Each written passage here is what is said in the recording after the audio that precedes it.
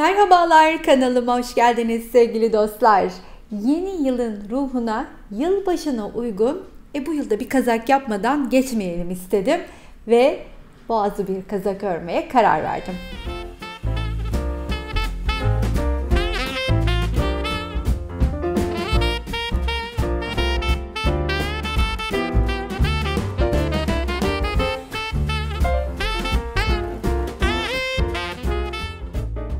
İçinde yeşilleri, zeminde kırmızıyı kullanarak gerçekten böyle tam yeni yıl tadında bir kazak oldu bence. Bu kazağın hemen netleyecek mi bakalım.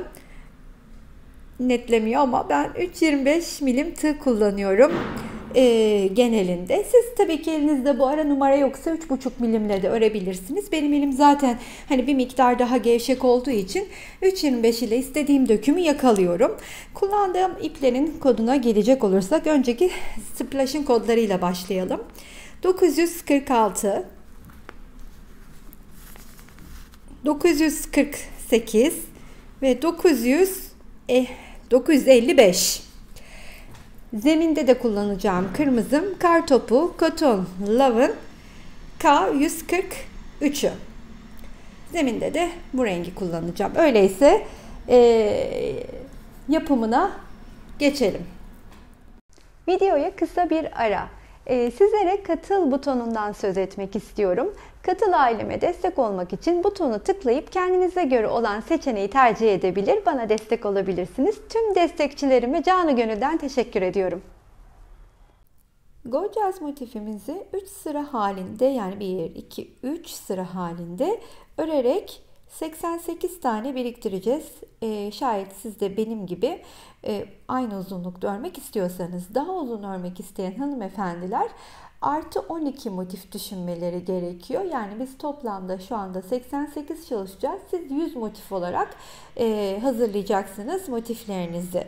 Daha önce bu motifimizi hiç çalışmadıysanız şayet bu videonun altına bırakmış olduğum linkten sadece ilk 3 sırasını örmeniz yeterli. Bu şekilde hazırladığımız motifleri de az sonra göstereceğim teknikle birleştireceğiz. O teknik daha önce aslında sizlerle paylaşmıştım ama yine de burada da bir üstünden geçelim istedim. Çünkü yuvarlaktan kareye dönerken aynı zamanda da birleşmeye başlıyor olacağız. Kazağın dışındaki bir zemin rengini tercih ettim. Daha net anlaşılması açısından birleştirme tekniğimiz. Şimdi hemen ilk motifimi alıyorum. Burada ilmeğimi çıkarttım. İlk motifimin üstüne, tığın üstüne 2 kere ip dolayıp geliyorum. Ve 3 kere de çıktığım 1, 2, 3. Üçlü trabzanımı örüyorum. Şu ipi de öne alarak saklayacağım aralarda. Yine 2 kere ipi doluyorum. Hemen 3 kere de çıktığım diğer trabzanımı örüyorum. Üçlü. Tekrardan tığın üstüne ipimi 2 kere doluyorum. Yine boşluğun içine gelip 1, 2 ve 3 kere de çıkıyorum. Köşeye başlarken ilk üçlü trabzanımı örüp hemen sırasıyla ilk boşluğa 3 tane ikili trabzan, hemen yanına yarım trabzanlar örüyorum ama şu şekilde örüyorum. Bakın ben bunu önceden de göstermiştim. Burada yeniden göstereyim. Şimdi bir kere çıkıyorum. Daha sonra bu üçünü bir örüyorum. Tekrar tığın üstüne ip alıyorum. Batıyorum aynı boşluğa. İlk çıktığım ipi örüp diğer üçü bir örüyorum. Tekrar tığın üstüne ip alıyorum. İlk ilmeği bir kere, diğerinin hepsini beraber örüyorum. Bu aradan geçişlerde bir zincirim var. Tekrardan sıra 3 adet ikili trabzanda. Tığın üstüne 2 kere dolayıp diğer köşenin içine örmeye başlıyorum. 1 1 2 3 2 zincir arada, tekrardan 2 kere doladım. 1 2 3 kere de çıktım. 2 kere doladım. 1 2 3 kere de çıktım. 2 kere doladım. 1 2 3 kere de çıktım. Şimdi boşluğun içine 1 2 1 2 2 kere de çıktım. Yani ikili trabzanlarımı örüyorum. Yeniden 1 hepsi 1. İlkini ördüm. Hepsini beraber örüyorum. İlkini ördüm. Hepsini beraber örüyorum. Arada bir zincir var buradan geçişte. Sırada ikili trabzanlarım. İşte motifi aslında bir sıra fazla örüp de büyük beden hanımlar kaza büyütecekleri sırada burayı bir sıra fazla örecekler. Yuvarlaktan büyütmemiz mümkün değil. Yani aslında mümkün ama sayılarıyla oynamak, onu oturtmak çok daha zor. Kare yapıp büyütecekler. Dilerseniz splash'la bir sıra daha örüp büyütebileceğiniz gibi daha dingin olsun istiyorsanız da zemin rengini bu şekilde 2 sıra geçebilirsiniz. Yani motifleri büyük çalışacak hanımefendiler benim gibi böyle 3 tane değil, kare yapıp 4 sırayla tamamlayacaklar. 3 sırayla değil. Bunu da burada size göstermiş oldum. Motifi nasıl kare yapıyoruz. Şimdi ben tabii bu köşeye gelince 3 tane ikili trabzanımı yapıp artık diğer motiflerle birleşmeye başlayacağım. Burada onun için size söylemek istedim. Siz ne yapacaksınız motifi kare yapmaya devam eden dostlar? Hemen 2 zincir, benim burada yaptıklarımın aynısını 2 köşeye, 2 kenara yapıp motifi kareye çevirecek. Bir üst sırada da artık bildiğimiz normal hanım dilendi tekniğinde de kullandığımız 3 tane ikili trabzan, köşelerde 3 tane ikili trabzan, 2 zincir, aralarda hep 3 ikili trabzanla devam edecek. Bunu zaten birçok arkadaşım biliyordur. Artık bu kaza yapmaya gelen arkadaşlarım da muhtemelen en azından birkaç parça bir ürün hazırlamış, battaniye örmüş dostlardır diye düşünüyorum. Çok da yeni başlayanlar için ürünler değil bunlar. Bu köşeye gelince artık birleşmeye başlayacağım için 2 tane zincirimi çektim. Tığın üstüne de ipimi 2 kere doluyorum ve sıradaki motifi alıp o motifin de yüzü bana bakarken, her iki motifin de ön yüzleri bana bakarken yeni motifin bir köşesine batıp 3 kere de çıktığım üçlü trabzanımdan 3 adet örüyorum. Bu şekilde. Daha sonra tığdan çıkıp arka arkaya baktırırken arada dilerseniz bir zincir çekebilirsiniz. Ben bu kazakta çekmiyorum. İlmeğimi aldım. Hemen tığın üstüne ipimi de aldım. Sırada ikili trabzanlarım var. Buraya 3 tane ikili trabzanımı örerken çıkıyorum. Hemen karşısında denk gelen boşluktan ilmeğimi geçiriyorum. Yeniden şimdi hepsi 1. Yarım trabzan dediğimiz yerdeyim. Şimdi burada bir zincirim olduğu için bir zincir çekiyorum. Buradaki aralarda çekiyorum ya. Onu burada da uyguluyorum. Tekrar tığdan çıktım. 1 2 3 tekrar tığdan çıktım. İlmeğin arkasından ipimi aldım. Tığın üstüne 2 kere doladım. Köşedeyim artık. 2 ve 3. Köşede olduğum için de bir zincirimi çekip tığdan çıkıyorum ve köşenin arkasından batıp ilmeğimi alıyorum. Tekrar 2 kere dolayıp Buradan zincir çekmeyi unuttum. Köşede olduğumuz için hem gelirken hem dönüşte bir zincir çekmem gerekiyor köşelerde. Tekrar doladım.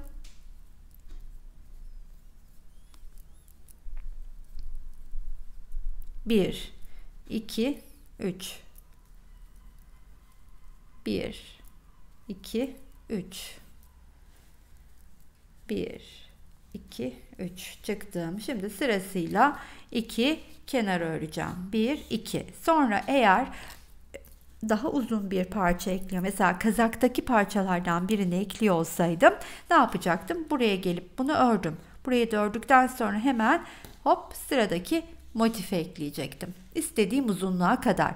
İstediğim uzunluğa vardığımda ise şimdi benim burada yaptığım işlemi yapacağız. Yani ben burada istediğim uzunluğa vardığıma kanaat getirdim.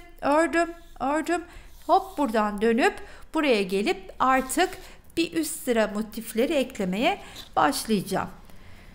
Şimdi bir de burada hani önceden hep arada zincir çekerek dönüşlerde birleştirmeyi yapıyorduk. Göstermek istedim size. Yani aslında elimize göre istediğimiz gibi uygulayabiliriz. Bakın zincirsiz de gayet düzgün ve güzel düşüyor. İlla ki yani kural değil. Birleştirme tekniklerini gönlümüze göre dilediğimiz gibi ya da elimizin alışık olduğu şekilde yapabiliriz. Videoların altında bana çok soran olmuş. Hani biz bu kare motifleri birleştirirken diksek olur mu diye. Tabii ki olur. Neden olmasın? Benim en son tercihim olur dikiş. Çünkü ben çok fazla sevmiyorum. Parçayı hazırlayıp bitirirken tamamında tığla işlemi yapmak daha kolayıma gidiyor. Daha hoşuma gidiyor. Bunu belirteyim ama tabii ki siz alışıksanız, seviyorsanız iğneyle de birleştirebilirsiniz. Buraya kadar söylediğim şekilde ördükten sonra buraya geldiğimde artık ne yapıyorum? Bu köşenin içine diğer üçlü trabzanımı örüyorum. 1, 2, 3. 1, 2, 3. Daha sonra bir zincirimi çekiyorum. Şu ikisinin ortasına batıp kaydırma yöntemiyle ipi arasından çıkartıyorum. Bir zincir çekiyorum. Tığın üstüne 2 kere ipimi alıyorum. Bu köşenin bu defada üçlü trabzanlarını örüyorum.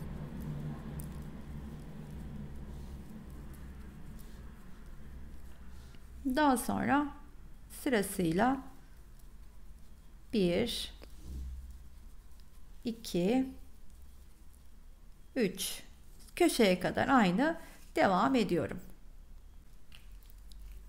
Bu köşeye geldiğimizde ise artık yine 3 tane ikili trabzanımı örüp üste motif eklemeye devam edeceğim. Sıradaki motifimi alıp. Şimdi trabzanları tamamladıktan sonra 2 de zincirimi çekiyorum. Tekrar 2 kere ipimi doluyorum. Hemen sıradakini alıp onun köşesine 2 yüz bana bakarken ön yüzleri motiflerin köşesine çalışmaya başlıyorum.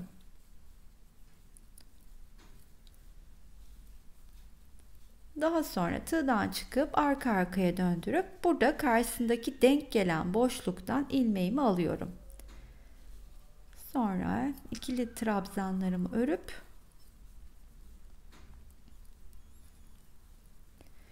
yeniden buradan birleşiyorum.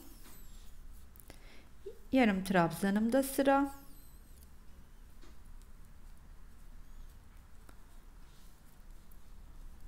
Burada bir zincirim var.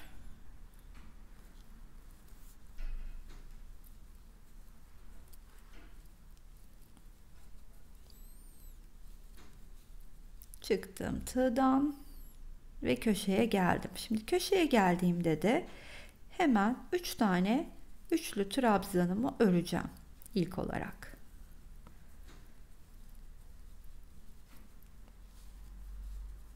Daha sonra bir zincirimi çekiyorum ve hemen şurada ikisinin birleştiği yerin içine batıyorum. Şöyle. İçinden ilmeğimi geçiriyorum. Bir de zincir çekiyorum. 2 kere dolayıp hemen köşeye geliyorum.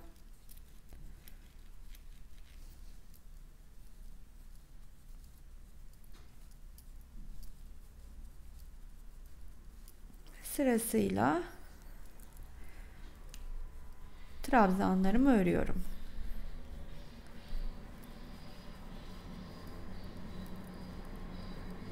Hepsi bir.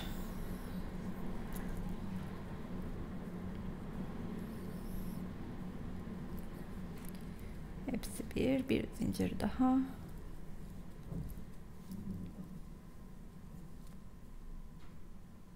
İki, üç, iki kere doladım. Köşeye kadar yine geldim. Ve artık dördüncü ve son trabzanım. Burada iki zincirimi çekeyim. Buraya dördüncüyü de eklediğimde mantığın hepsini size de anlatmış olacağım. Buraya kadar aslında biliyoruz. Ne yapıyorduk hemen? Bu kısımda motifi alıyorum.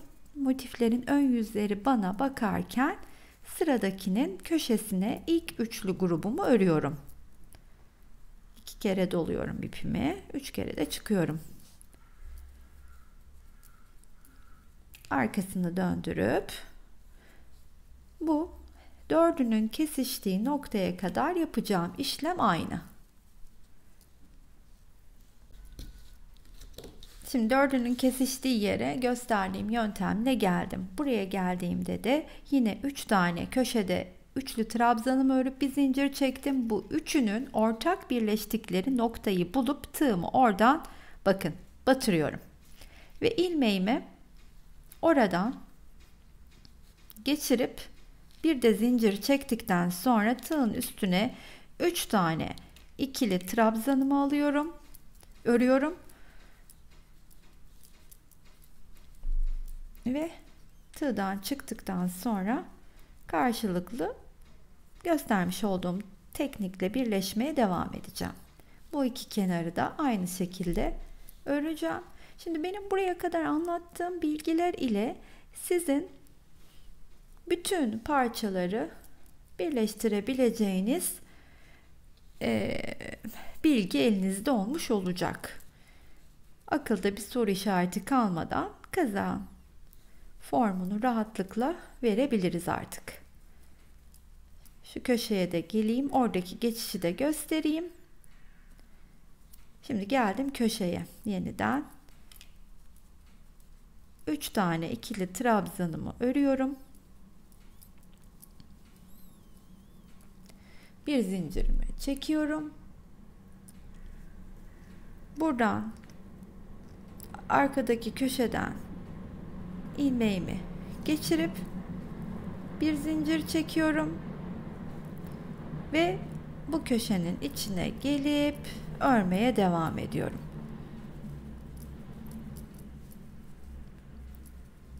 İşte bu şekilde. Bütün mantığı, tekniği bu 4 motifin üstünde size göstermiş oldum. Şimdi buna istinaden bütün dediğim parçaları örüp birleştirebiliriz. Yani 88 tane motifimizi örüyoruz. Bu motifin 50 tanesini ön ve arka beden için kullanacağız. 25 tanesini tamamen birleştirip, yani şöyle bunun 25 parçalı olduğunu düşünün. Hemen hop geleceğim, buradan geçeceğim, başladığım yere kadar örüp bitireceğim.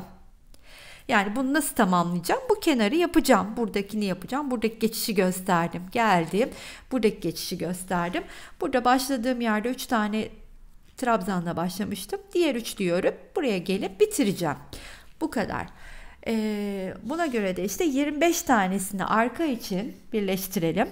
25 tanesini de ön için diyelim. Ama diğer 25.'nin 3 tane kenarını birleştirip bir kenarını, son bir kenarını örmeden buluşalım. 5x5 25 motifle bu parçalardan birini hazırlıyorum. Böyle 2 tane parçaya ihtiyaç olacak demiştim. Ama diğerinin yine 5x5 olarak hazırlayıp üst kenarını açık bırakıyorum. Çünkü üst kenarları şöylece birleşirken yaka, boyun kısmını oluşturacağız. Boğazını öreceğimiz yere, boğazlı kazak yapıyoruz biliyorsunuz. Onun için bir kenarımız açık, yakayı çalışacağız. Bunun için de ilk 25'li ördüğüm parçayı hemen şöyle döndürüyorum. arkasını. Şöyle elimle de düzeltip üstüne diğer parçayı koyuyorum ve karşılıklı birleştirmeye başlayacağım. Nereye kadar? Boğaz açıklığını ne kadar yapmak istiyorsam. Şimdi tabii bunu boynunuzdan geçer şekilde yapmanız gerekiyor ki çok da bol olursa hoş durmayabilir ama çok dar olursa da olmaz. Güzel bir ayarlama yapmamız gerekiyor. Ben şimdi kendiminkini size söyleyeceğim ama burada el farkımız olduğu için atıyorum benim şu açıklıkta bıraktığım size bol dar gelebilir, fark edebilir ya da boyun ve baş farkımız da var, ölçülerimiz değişik. Bunu en güzel böyle boynunuzdan geçirerek bu kısımda örerek deneyebilirsiniz diyebilirim. Şimdi nasıl birleştiriyorum parçayı? Üst üste koymuştum. Tığdan çıkıyorum. Karşıdaki parçanın köşesinden ilmeğimi çıkartıyorum. Şu şekilde. Sonra bir zincir çekiyorum köşede olduğum için ve tığın üstüne ipimi 2 kere daha dolayıp köşeye diğer üçlü grubumu örüyorum. Aynı göstermiş olduğum yöntemle karşılıklı birleşmeye devam ediyoruz. Çıktım.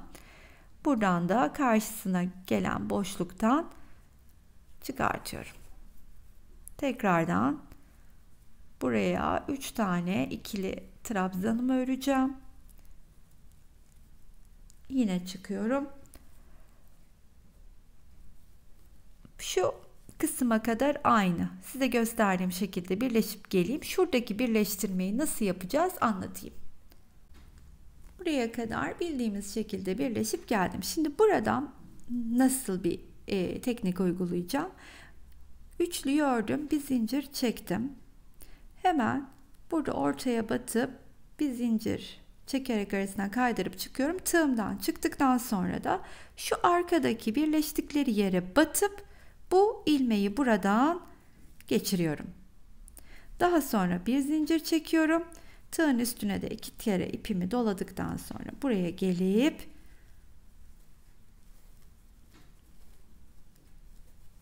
üç tane ikili trabzanımı örüyorum. Yani buradaki geçişi bu şekilde yaptım. Tekrardan arkadan birleştirmeye devam ediyorum. Şimdi 3 tane ikili trabzanda sıra ve aynı zamanda artık boyun için ayrım yapacağım yere de geldim. Şimdi bunu da ekleyeyim. Burada hangi noktadan, şurayı tekrar size göstereyim nasıl bir geçiş yaptık. Şimdi burada hangi noktada birleştirmeyi kesersem burada da o noktaya kadar öreceğim. Biraz dar çalışmayı düşünüyorum. Buraya da geleyim. Bunu da öreyim.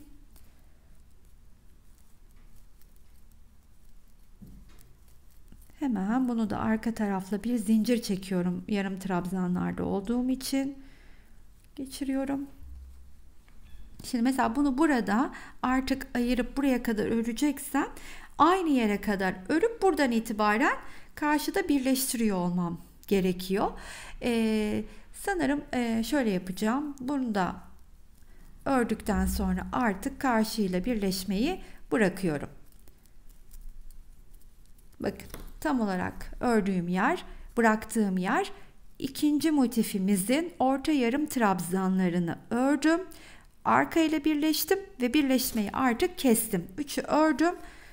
Buraya kadar aynı sondan ikinci motifin ortasını örene kadar burayı dümdüz örerek geçeceğim.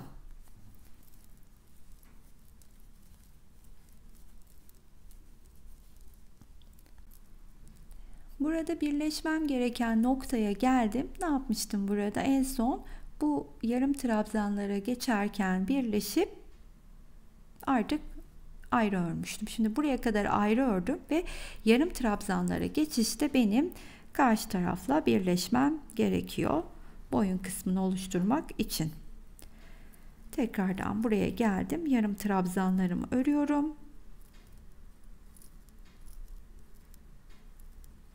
Bu sıranın yani iki kenarın üstlü karşılıklı burada bir zincir de çekeceğiz. birleştireyim ve artık boyun örme kısmına, boğaz örme kısmına geçelim. Kolları ve yanları yapmadan evvel o kısmı tamamlayacağım. Çünkü daha kolay olacak benim için de örmesi. Parça daha küçükken etrafında böyle dönerek öreceğimiz için. Sonuna kadar birleşip geliyorum. Sonuna kadar geldim. Şimdi burada ilk örmüş olduğum üçlü grubun yanına diğer üçlü grubu da örüp boyun kısmını oluşturmuş oldum. Size şimdi ölçü vereceğim. Kendi yaptığınızla karşılaştırabilmeniz açısından.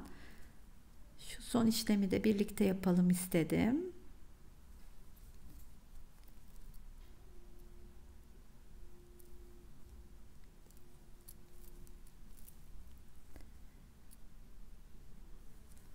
Buradan ipimi geçirip kaydırıyorum. Sıkıştırdıktan sonra da kesiyorum. Şöylelikle bakın boynu çalışacağım yeri oluşturmuş oldum. Şimdi benim bu kısmım kaç santim, size onu söyleyeceğim. Açmadan şu birleştirmeye başladığım yerden diğerine kadar bir ölçü veriyorum. Şöyle söyleyebilirim, 20 santim diyebilirim.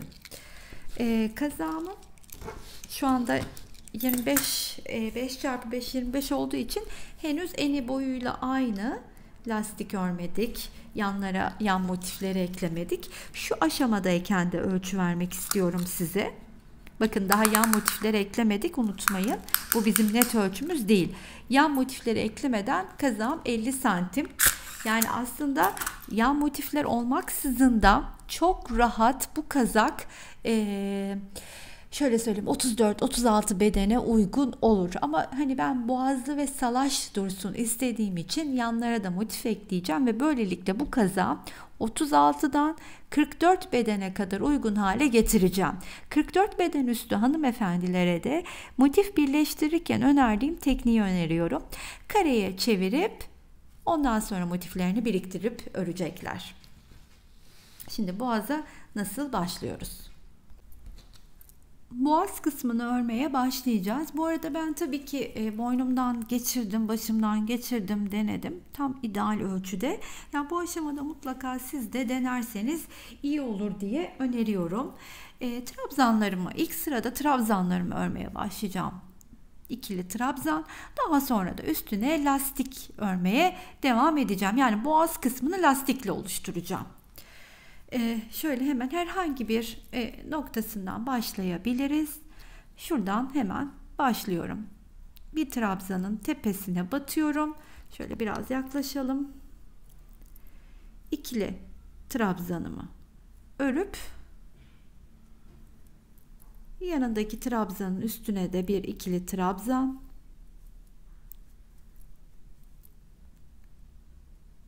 Buraya da bir ikili trabzan.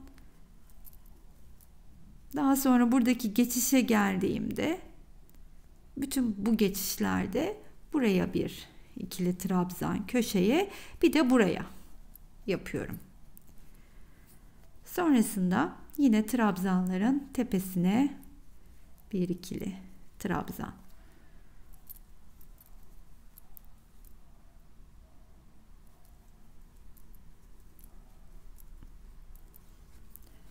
Şu kısma kadar aynı mantıkla devam ediyorum. Oradaki geçişi de nasıl yaptığımı size gösterdiğimde artık başladığım noktaya kadar yapacağım farklı bir işlem olmayacak. Dediğim noktada tam olarak burası. Şimdi şu geçişte de buraya, şuradaki trabzanın tepesine bir tane ikili trabzan yapmıştım. Şimdi doğrudan buradaki trabzana geliyorum. Buradaki trabzana da bir ikili trabzan örüyorum. Yani bu ortaya batmadan direkt karşı taraftaki trabzanın üstüne geçtim. Bu şekilde devam edeceğim. Bu köşedeki geçişi de birlikte yapalım istedim. Bakın şimdi buradaki yine son trabzanın üstüne ördüm. Hemen buradaki trabzana geliyorum. hiçbir işlem yapmadan oradan oraya geçiş yaptım. Başladığım noktaya kadar da aynı şekilde öreceğim. İlk ördüğüm trabzanın olduğu yere geldim. Şimdi son trabzanı da ördükten sonra ilk ördüğümün tepesine hemen batıyorum ve kaydırma yöntemiyle onun üstüne geliyorum. Burada şimdi bir yalancı trabzan öreceğiz. Döndürdüm etrafında. İpi alıp bu trabzanın arkasından çıkarttım ilmeğimi ve yalancı trabzanımı ördüm. Burada zorlanan dostlar zincir çekerek de yapabilir. Bana neden böyle yapıyorsun diyenler de olmuş. El alışkanlığı diyelim. Daha çok seviyorum. Zincir yerine bunu tercih ediyorum diyebilirim. Şimdi artık lastik örümüne geçiyorum. Sırasıyla trabzanlarımı bir önden bir arkadan alarak devam edeceğim. Bir önden bir arkadan. Bu şekilde. Yeniden bir önden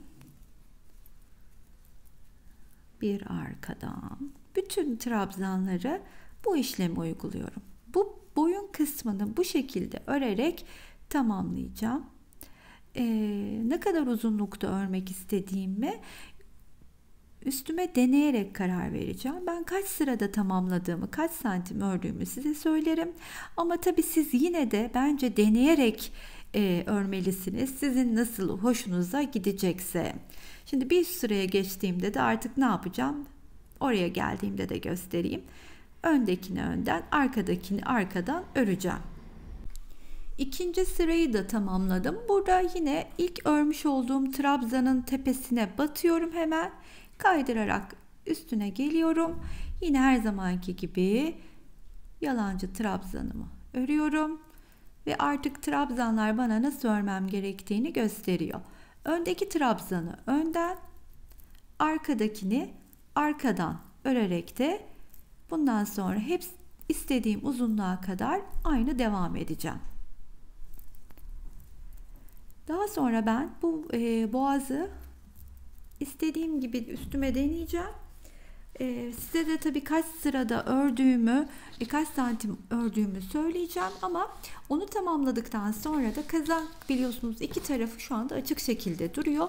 Ben bir tarafını şeklini, formunu verip hem kolunu yerleştireyim hem yanlarını onun üstünde göstererek de diğer tarafı beraberce yapalım. 12 sıra örerek tamamladım boğaz kısmını. Siz dilediğiniz uzunlukta tabii ki örebilirsiniz. Bu uzunluk benim için yeterli oldu. Size ölçüsünü vermek istiyorum. Hem hani kaç santim uzunlukta ördüğümü şöyle söyleyeyim. 9 santim uzunlukta ördüm. Genişliğine gelecek olsak tabii bu lastiktir. Şöyle açılma payı da vardır. Ben böyle koyduğum gibi ölçüyorum.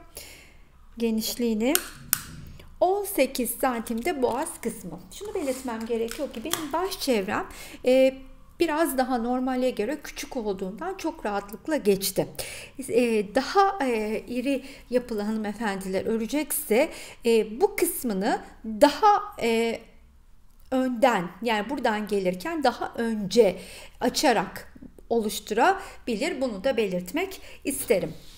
Ben bir tarafın motiflerini de yerleştirdim. Yandan kolunu da oluşturdum. Hatta kolunun lastiğini de tamamladım. Şöyle bir bütün olarak da gösterecek olursam çok şık, tatlı duruyor. Şimdi diğer tarafı da beraberce yapalım.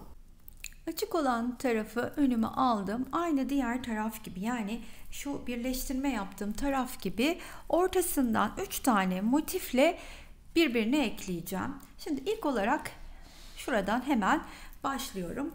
Motifimi alıyorum. Köşesine ilmeğimi çıkartayım. Köşesine hemen ilk üçlü grubumu örüp bir kenar örmeye başlar gibi devam edeceğim. Şöyle bir kenarını öreyim. Üçlü grup, işte ikili trabzan, yarım trabzan gibi. Bir kenarını ördüm. Hemen karşıdaki şu alttaki motifin kenarına köşesinden batıp karşılıklı iki kenarını eklemeye başlıyorum. Şimdi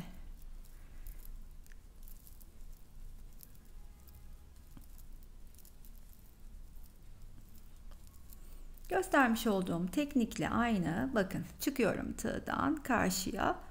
Bu kenarıyla bunu karşılıklı birleştiriyorum. Kenarın sonuna kadar geldim. Burada hemen bir zincir çektim köşeye örerken. Buradan batıyorum. Köşeden de birleşiyorum. Sonra bakın şimdi bu burada iki karşılıklı kenarı birleştirecek ya. Daha buraya dönüşte geleceğim. Bu kenarla şu anda işim yok. Bu burada duruyor ama yerleştiğinde bu ortada kalmış olacak. Şimdi bunu böyle alıyorum. Ne yapacağım? İlk motifi buraya eklemiş olacağım. Şuraya kadar geldiğimde. Bu kenarı ördüğümde de hemen sıradaki motifi alıp üstüne ekleyeceğim. Onun için bu kenarı da sonuna kadar, bu kenarın sonuna kadar öreyim. Kenarın sonuna kadar geldim. Şimdi bakın buraya da diğer motifi ekleyeceğim. Bir kenarını buraya, bir kenarını buraya olmak üzere eklemeye başlıyoruz hemen. Her iki şu motifin ön yüzü bana bakarken yeni motifin köşesine batıp 3 tane üçlü trabzanımı örüyorum.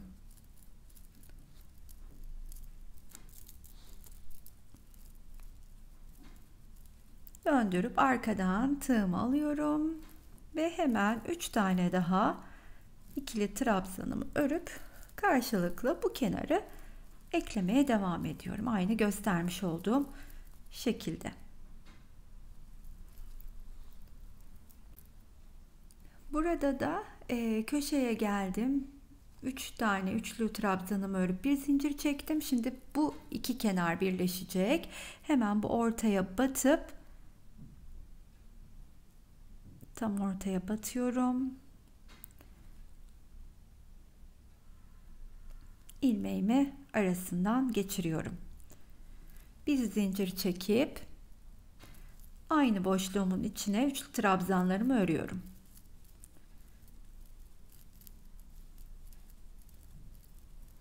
Çıktım. Şimdi sıra bu kenarı karşılıklı birleştirmede.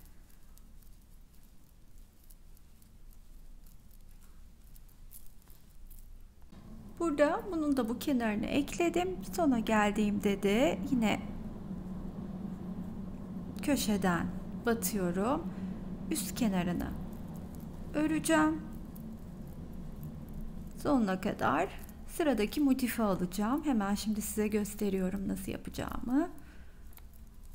Sonuncu ve üçüncü motif oluyor bakın. Bu burada dursun. Bu buna dönüşte birleşecek. Şimdi buranın motifi lazım. Bu kenarı buraya kadar geleceğim. Ve yeni motifi de aynı bunu bunun üstüne eklediğim gibi bunu da bunun üstüne ekleyeceğim. Yani ne yapıyorum? Bu kenarı buraya kadar örüp buradan tekrar birleşip bunu da örüyorum.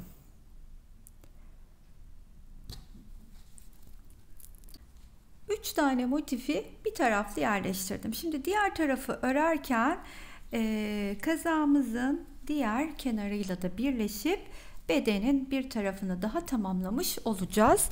Şimdi ne yapıyorum? Burada en son kenarı örüp üçlü grubumu örmüştüm. Tığdan çıkıyorum ve aşağıdan 1, 2, 3.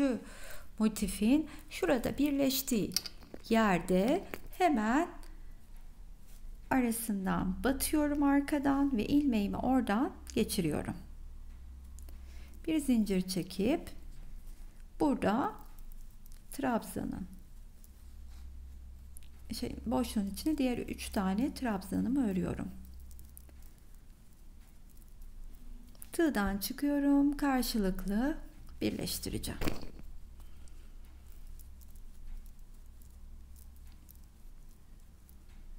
Şu birleştikleri yere kadar yine geleyim, orayı da bir kere birlikte geçelim. Buraya kadar ilk kenarı birleştirdim, köşedeyim. Köşeye geldiğimi ne yapıyordum? Hemen bir zincir çekip ikisinin birleştiği yere batıyordum. İpimi çıkartıp bir de zincir çekiyorum ve arkadan batıp ikisinin kesiştiği noktaya ilmeğimi geçiriyorum ve bir zincir çekip buradaki boşluğun içine diğer üçlü grubumu örerken karşılıklı kenarları da birleştirmeye devam ediyorum başladığım noktaya kadar.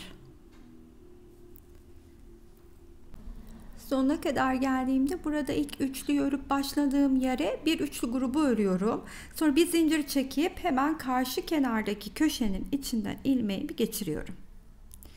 Bir zinciri de çekip hemen buraya batıyorum.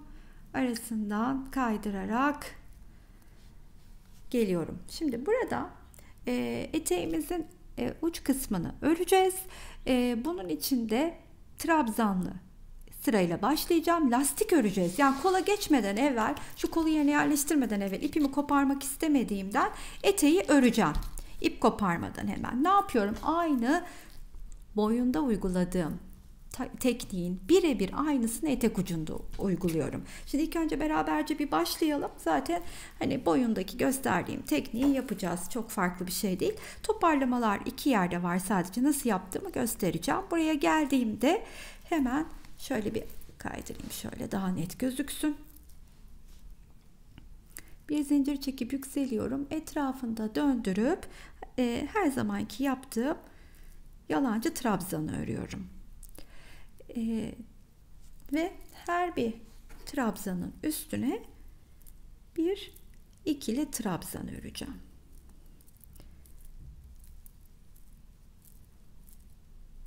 Şu iki motifin birleştiği yere kadar her boşluğa, her trabzanın içine bir ikili trabzan. İlk trabzan sırasında yaptığım şu toparlamalar olacak. Bir buradan, bir tane burada öreceğim, bir tane de burada.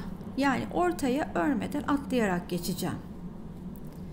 Tekrardan trabzanların üstüne birer tane ikili trabzan. Her iki motifin kesiştiği yere geldiğimde bir tane buraya, bir tane buraya örüp geçiş yapacağım. Sonrasında da aynı boğazı ördüğüm gibi lastik örümüne geçeceğim. Buradakinin aynısı dediğim gibi. O zaman burayı da dilediğim uzunluğa kadar örüp geleyim. Kolu yerine yerleştirelim. 4x4 16 motifle de oluşturduğumuz kol motifini burada yerine yerleştirdim. Biliyorsunuz şurada bir çıkıntımız, kol altı yerimiz oluyor. Bunu örerken, birleştirirken şu kısmı, yani bakın şu kısmı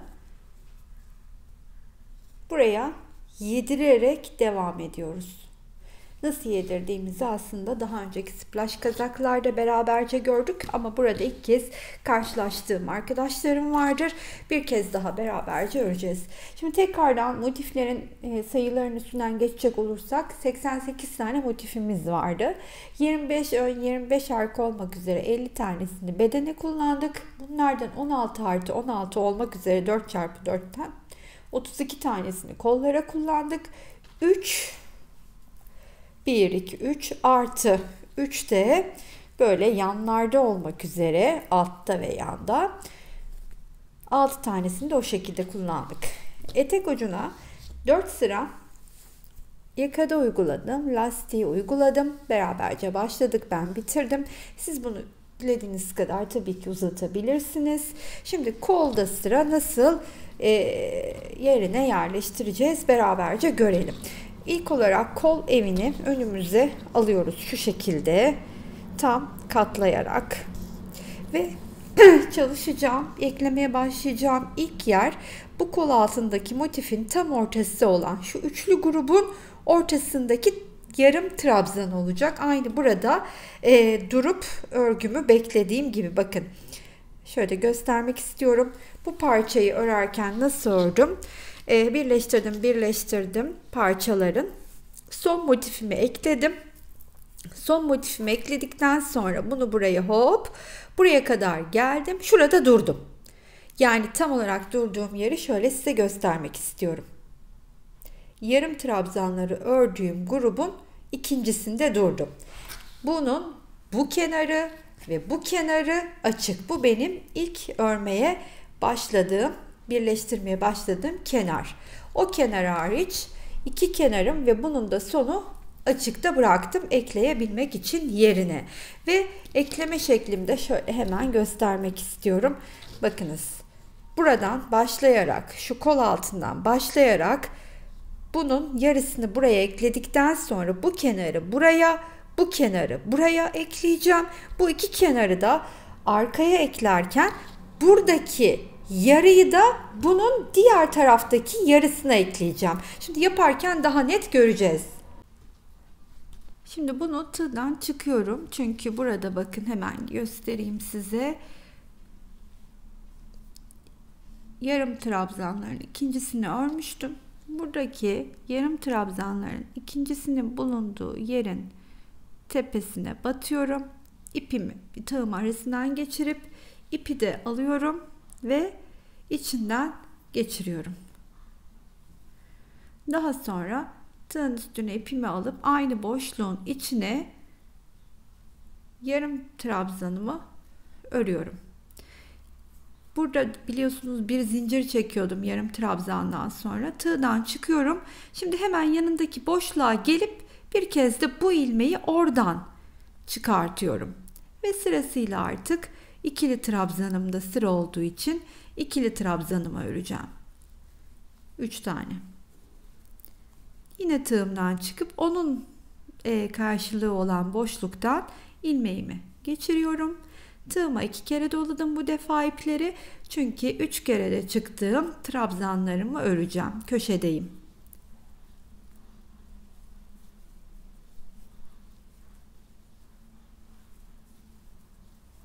Köşedeyim. Bir zincir çekiyorum. Burada hepsinin birleştiği yerin böyle ortak olan noktasına batıyorum. Oradan bu ilmeğimi çıkartıp tekrar bir zincir çekiyorum. Tığın üstüne 2 kere ipi doladıktan sonra 3 tane daha üçlü trabzanımı boşluğa örüyorum. Çıktım. Karşısındaki denk gelen boşluktan ilmeğimi çıkardım. Artık sırasıyla burada gruplarımı örerken de kol evine kol parçasının motiflerini yerleştirmeye devam edeceğim. Aynı size göstermiş olduğum teknikle. Burada sıra yarım trabzanda ilkini örüp hepsini bir topluyordum biliyorsunuz ben. Şimdi bir zincirimi çekiyorum burada. Burada artık farklı bir şey yok. Değişik olan şey bu motifin yarısını bu kol altına yediriyor olmamdı. Şimdi dönüşte de bu tarafa geldiğimde şimdi bunu bakın tekrar göstereyim. Bunu burayla birleştirirken tersini çevirdiğimde bu iki motifi arkayla birleştireceğim. Bunun da yarısını buradaki yarıya yedireceğim. Oraya geldiğimde beraberce öreceğiz ama burada farklı bir durum yok. Bunu ben karşılıklı kol evine yerleştireyim. Kol evinin sonuna doğru geldiğimde bu son kenarı açık motif. Bu kenarı şimdi buraya yedirirken dediğim gibi bunun da yarısını karşı tarafa yedireceğim ama bu görüntüyü de size bir göstermek istedim. Belki hani yeni başlayan hani birkaçtır yapan arkadaşlarım için bir fikir olsun diye. Şimdi şunu buradan geçirdim. Bunu sonuna kadar ekleyeceğim bu kenara. Kol altına geldiğimde de yine buradaki köşenin üçlü grubunu ördüm. Kol altında böyle birleştikleri yerin ortasına batıyorum. Tığımla bir zincir çektikten sonra ilmeğimi geçiriyorum. Tekrar bir zincir çekiyorum. 2 kere doladım. Şimdi bakın yarısını arka tarafta yedirmiştim ya, bakın arkada yarısı duruyor. Onu nasıl yapacağız? Şimdi oraya kadar birlikte örelim. Köşenin diğer üçlüsünü tamamlıyorum ilk olarak. Şimdi tığdan çıkacağım ve hemen karşısındaki boşluktan aldım ilmeğimi. Sırada 3 tane ikili trabzan var. Onu da ördüm ve çıktım. Şimdi burada Öreceğim yarım trabzanların 2 tanesini örüyorum. Tığdan çıkacağım. Burada ortaya gelip birleşiyorum. Kesiştikleri yere. Tekrardan şimdi buraya diğer bir tane yarım trabzanımı örüp bir zincir çekiyorum. Yarım trabzanlardan sonra çektiğim için tekrar altını çizeyim. Buradan çıkıp şuradaki batmam gereken yarım trabzan sonrasındaki boşluğa batıp ilmeğimi oradan geçiriyorum ve artık rutine döndüm. Bakınız, bu benim kol motifimin iki kenarı açık olarak şöyle önümde duruyor. Yarımla buradan her iki tarafa yedirdim ve karşılıklı normal birleştirmeme başlıyorum. Bu kol ağzına kadar devam edeceğim bir işlem, karşılıklı birleştirme. Aynı size gösterdiğim gibi, hiçbir farkı yok. Böyle birleştiriyorum. Öyleyse kol ağzına kadar geleyim. Oradaki lastiğe geçişi, bileğe oturtmayı nasıl yapacağımızı size göstereyim. Buradan çıkıp hemen arkayla birleşiyorum. Bir zincir. Burayı zaten gösterdiğim için hızlıca geçtim. Kol ağzında buluşalım.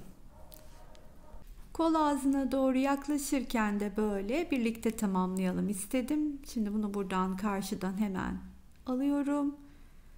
Köşeye bir üçlü grubumu örüyorum. Üçlü trabzanlarımla. Daha sonra çıkıp tığımdan bir zincir çekip bu karşıdaki köşenin içinden de bu ilmeği alıp bir zincir daha çekiyorum ve ilk başladığım trabzanın üstüne geleceğim. Buraya geldikten sonra aynı trabzanın içine batıp bir ilmek çıkartıyorum. Daha sonra yanındaki trabzana geçiyorum. Bir ilmek daha çıkartıp üçünü bir öreceğim. Yani ne yapmaya başladım? Şöyle hemen göstereyim size. Kol ağzını toparlayıp lastik örümüne geçiyoruz birlikte. Her iki ilmeği birlikte toplayarak, yani şöyle sıradaki ilmeğe batıp ilmeğimi çıkartıyorum, yeniden batıp çıkartıyorum, üçünü bir örüyorum, çıkartıyorum, batıp her trabzanın altta her batmam gereken ilmeğe batarak bir iki topladım. Yeniden buradaki trabzanda sıra, çıktım, battım, çıktım. Şimdi şu köşeye kadar birlikte devam ediyorum sizle. Oradaki geçişi de nasıl yaptığımı görün istediğim için.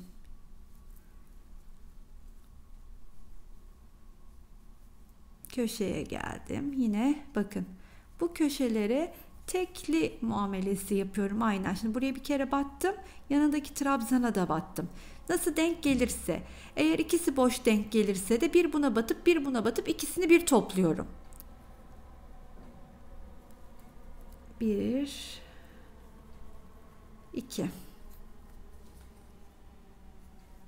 Bir, iki diyerek bütün kol ağzını aynen bu şekilde toplayıp sonuna kadar geleyim. Başladığım noktaya geldiğimde ise burada ilk topladığım grubun içine kaydırarak geliyorum ve bir şu benim her zaman yaptığım çakma trabzan diyelim, bu sefer de her sefer başka bir şey, arkasından dolandırarak çıkardım. Her boşluğun içine, burada aşağıda oluşan zaten bakın boşlukları çok rahatlıkla görebiliyoruz. Onların içine bir tane ikili trabzanımı örüyorum. Bu lastik sıramın ilk başlangıcı. Toplamda 7 sıra öreceğim.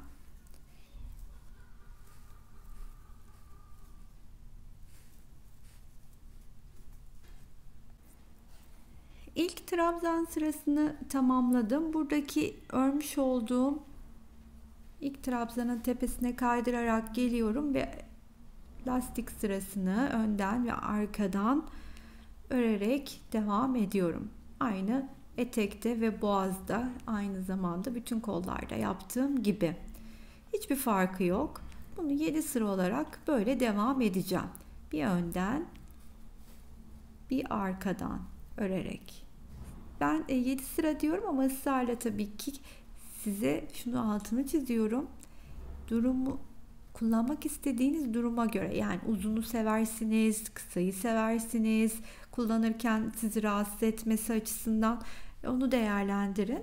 Bir de tabii ki şu bileğe oturma kısmı da eğer size dar oluyorsa, aynı boyunda söylediğim gibi aslında benim normalde hani bileğim de işte baş ölçüm, mesela baş ölçüm 48, baş çevrem 48 santim ama genellemenin altında, ona göre çalıştım boyun kısmını. Mutlaka deneyin. Ya bu bileği de elinizi geçirerek bileğinize deneyin.